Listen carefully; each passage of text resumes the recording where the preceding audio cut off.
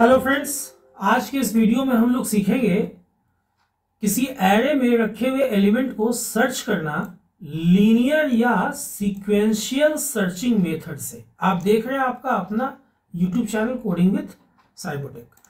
तो आइए बिना समय गवाए हम लोग चलते हैं डेव C++ के स्क्रीन पे। एक एरे मुझे बनाना है। चलो मैं मैक्रो बना लेता हूं। मान लो मैक्स 5 की जगह आप चाहो तो 10, 20 जो भी आपकी मर्जी हो वो आप बना लो। यहां पे मैं एक वेरिएबल बनाता हूं माई एरे मैक्स साइज का, मतलब कि यहां पे मैक्स का वैल्यू 5 है तो 5 साइज का। ओके, अब मैं एक लूप चलाता हूं, loop to fill the array. और ये फिलिंग कैसे होगा भाई? तो ये यूजर से इनपुट लेके होगा। अब जैसा कि मैं पिछले बहुत सारे वीडियो से बताते आ रहा हूं कि एरे का इंडेक्स ऑलवेज शुरू होता है 0 से और जाता कहां तक है? तो मैक्स के एक कम तक। ठीक है, मैक्स के एक कम तक, और आई को आपको कर देना है ++। अब यहां पे यूजर के लिए आपको एक मैसेज डालना है कि प्लीज इंटर डाटा एलिमेंट, या इस टाइप का जो भी मैसेज आपको सूट करे वो आप डाल दो। और उसके बाद स्कैनफ करके मैं इसका इनपुट ले लेता हूं। चूंकि INT एरे है, मैंने %d यूज किया। आप चाहो तो %i भी यूज कर सकते हो। अगर फ्लोट डबल और लॉन्ग डबल इस टाइप का कुछ होगा तो आप फॉर्मेट स्पेसिफायर सिर्फ चेंज कर लेना। और ऊपर में जहां पे मैंने एरे बनाया है INT, आप वहां पे डबल फ्लोट या ऐसे यूज कर लेना, लेकिन आई ऑलवेज INT होगा। अब यहां पे मैं रख लेता हूं एड्रेस ऑफ माई एरे के ith पॉकेट में। ओके, तो ये जब लूप कंप्लीट होगा तो आपका जो पांचों पॉकेट है उसमें 5 डिफरेंट वैल्यूज आ चुके होंगे, लेकिन आपको एक पर्टिकुलर वैल्यू को सर्च करना है।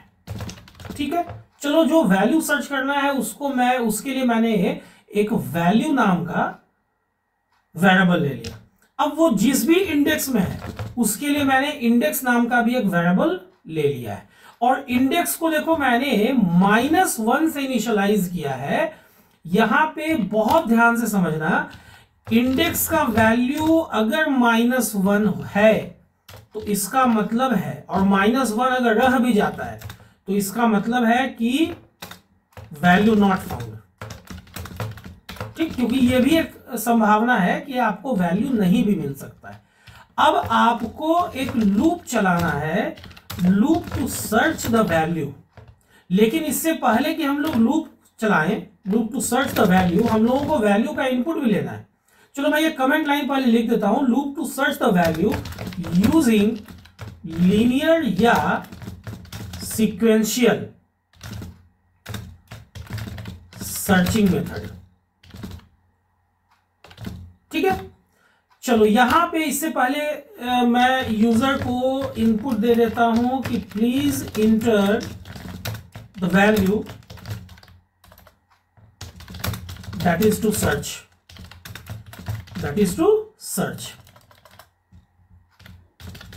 या दैट इज टू फाइंड, है ना। और यूजर से उसका इनपुट जो भी वैल्यू वो डालता है, इंटीजर वैल्यू चुकी है, %d मैंने यूज किया, उसको मैं एड्रेस ऑफ वैल्यू पे रख लेता हूं। अब इसी वैल्यू को आपको ढूंढना है जो वैल्यू नाम के वेरिएबल में आ चुका है। तो अब वैल्यू जो है वो 0 पॉकेट से लेके कहीं भी मिल सकता है, तो आपको तो लूप चलाना होगा। 0 से मैंने मान लो मैक्स -1 तक चला दिया। चूंकि संभावना है कि 0 पॉकेट में मिले, या हो सकता है कि फर्स्ट पॉकेट में मिले, या हो सकता है बिल्कुल लास्ट में मिले। अब मैं यहां सर्च करता हूं कि देखो अगर माई एरे के ith पॉकेट में जो भी वैल्यू आ रहा है, अगर that is equal to my value जो कि वैल्यू में रखा हुआ है, अगर ऐसा है तो भाई आप इंडेक्स में रख लो i का वैल्यू। क्यों भाई? क्योंकि कहां मिला वो वैल्यू आपको मिला है ith पॉकेट में। तो मैंने जानबूझ के इंडेक्स रखा है। देखो मैं इस इंडेक्स का क्या यूज करूंगा अभी, तो फिलहाल चलो मैंने इंडेक्स में रख लिया i के वैल्यू को, और यहां से मैं कर जाता हूं ब्रेक जंप स्टेटमेंट के बारे में मैंने ऑलरेडी बताया, ये लूप से बाहर भेज देगा। अब देखो अगर पॉसिबिलिटी है कि अगर मिल गया, जहां मिलेगा तो वहां का इंडेक्स लेके ये बाहर हो जाएगा, लेकिन हो सकता है नहीं मिले। तो उस केस में मैंने इंडेक्स में क्या रखा है, -1। तो अब आप लूप से जब बाहर आते हो, सर्चिंग वाले लूप से, तो यहां आप सर्च करो कि अगर इंडेक्स का वैल्यू अभी भी -1 है, इसका मतलब है वैल्यू नहीं मिला। चूंकि अगर वैल्यू मिलता तो इस इफ ब्लॉक में जाता, और अगर इस इफ ब्लॉक में जाता तो इंडेक्स का वैल्यू जो कि -1 से मैंने इनिशियलाइज किया है वो डिस्टर्ब हो जाता है, उसमें नया वैल्यू जो कि i का होता है वो चला आता। लेकिन अगर ऐसा नहीं हुआ तभी ना -1 है, तो आप लिख दो printf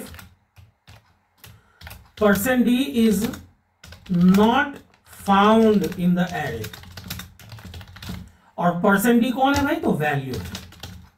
ओके, नहीं तो इसका मतलब है कि इंडेक्स का वैल्यू अगर -1 नहीं है तो कुछ तो होगा -1 के अलावा, तो जो भी होगा वहां मिला होगा। नहीं तो %d is found in the array at the index, ध्यान दीजिएगा, at the index %d। और यहां इंडेक्स कहां मैंने रखा है, मैंने इंडेक्स में रखा है। अब ये इंडेक्स देखो, यूजर को अगर मान लो थर्ड पॉकेट में मिला होगा ना, तो इंडेक्स क्या रिटर्न करेगा, 3 रिटर्न करेगा। देखना ध्यान से, इसको भी बहुत ध्यान से समझना। कंपाइल एंड रन मैं करवाता हूं इसको, और आप लोगों को पहले इतने का आउटपुट दिखाता हूं। बहुत ध्यान से आप लोग इसको समझोगे, ठीक है। आउटपुट देख के आप लोग समझ जाना। देखो यहाँ पे मुझसे 5 एलिमेंट मांगा जा रहा है, मैंने 10, 20, 30, 56 और मान लो 70 डाला। और अब ये फिर मांग रहा है 5 एलिमेंट के अलावा कि भाई अब आप जिस वैल्यू को सर्च करना चाहते हो वो डालो। चलो मैंने 100 डाल दिया। अब ये तो एग्जिस्ट नहीं करता, तो देखो मैसेज आ गया कि 100 is not found in the array. Okay, लेकिन इस बार मैं इसे रन करवाता हूं। इस बार मैं कोई वैल्यू डालूंगा जो एरे में मौजूद हो। 100, 200, 30 या 3, चलो 3 ही मैंने डाल दिया, 50 और 23, और मैंने यहां डाला 3। अब ये देखो, या चलो 50 डाल दिया। अब देखो इसने क्या दिया कि 50 is found in the array at the index 3। Index 3 क्यों दे रहा है, 0, 1, 2 इंडेक्स का वैल्यू एक ज्यादा हो जा रहा है। क्यों एक ज्यादा हो जा रहा है, देखो इंडेक्स प्लस प्लस हो जा रहा है ना फोर लूप में रहने की वजह से। तो आप अगर इंडेक्स प्रिंट करवाना चाहते हो तो यहां इंडेक्स -1 दो। और ध्यान देना, यहां पे मैं स्कोप ऑपरेटर खोल देता हूं। एक चीज मैं यहां पे आप लोगों को और बता देता हूं कि अगर आपको पॉकेट प्रिंट करना है, एट द पॉकेट, तो यहां पे इंडेक्स का वैल्यू दो। देखो दोनों मैसेज आ जाएगा। अब इसको आप जगह कंपाइल एंड रन कराओ। नहीं मिलने पे तो चलो मैसेज आ जा रहा है कि वैल्यू इज नॉट फाउंड। मिलने पे देखो क्या क्या आ रहा है, 120, 340, 230, 120। देखो 2 बार जो फर्स्ट टाइम मिलेगा वही आएगा, 34। अब मैं ढूंढता हूं 30, चलो 230 को मैं ढूंढता हूं। तो देखो यहां पे पहला मैसेज क्या आया कि 230 is found in the array at the index 12। मैंने स्लैशन नहीं यूज किया इसीलिए सेम लाइन में आ रहा है। और फिर 2 एट द इंडेक्स 1। देखो ध्यान से इसको समझो, मैंने यहाँ पे स्लैशन कहीं भी यूज नहीं किया है, तो चलो यहाँ पे मैं स्लैशन यूज कर लेता हूँ, ये ज्यादा अच्छा रहेगा आप लोगों के लिए समझने के लिए। अभी मैं यहाँ देखो फिर से मैं रन करवाता हूँ, और बहुत ध्यान से इसको आप लोग समझोगे। यहाँ पे मैं डालता हूँ मान लो 5, 8, 9, 10 एंड 23, और मुझे 9 को ढूंढना है। तो देखो 9 कहाँ मिल रहा है, यहां बता रहा है कि 9 जो है ना is found in the array at the index 1। क्यों भाई, मैंने एक्चुअली एक एक्स्ट्रा माइनस कर दिया है। ये 9 इंडेक्स 1 पे मिल रहा है, एक्चुअली इंडेक्स 0, 1, 2 है।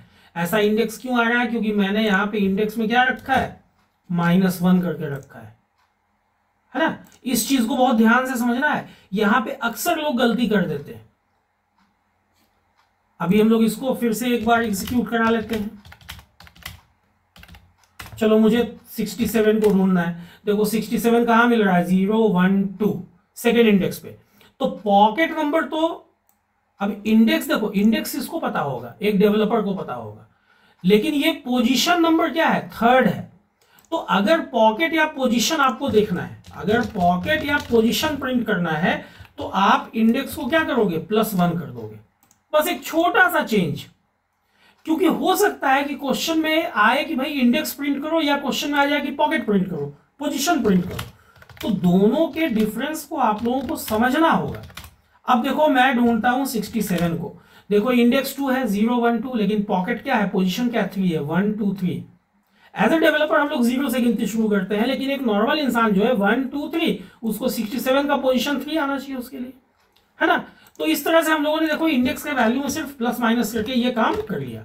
तो इस तरह से बहुत आसानी से अब आप लोग भी सी के अंदर किसी पर्टिकुलर एरे एलिमेंट को सर्च करने के लिए लीनियर सर्च या सीक्वेंशियल सर्चिंग मैकेनिज्म से कोडिंग लिख सकोगे। उम्मीद करता हूँ ये वीडियो आप लोगों को इन्फॉर्मेटिव लगी होगी, नॉलेजेबल लगी होगी, अच्छी लगी होगी। अगर वीडियो आप लोगों को अच्छी लगी हो तो वीडियो को लाइक और शेयर करना ना भूलें, और अगर इस ढंग के चैनल इस ढंग के वीडियो में इंटरेस्ट रखते हैं तो चैनल को सब्सक्राइब कर दें, बेल बटन को हिट करना ना भूलें, ताकि जो भी वीडियो मैं अपलोड करूं उसका नोटिफिकेशन आप लोगों तक जरूर पहुंचे, ताकि वीडियो मिस ना हो। वीडियो के अंत तक बने रहने के लिए आप लोगों का बहुत बहुत शुक्रिया, धन्यवाद, थैंक्स अ लॉट।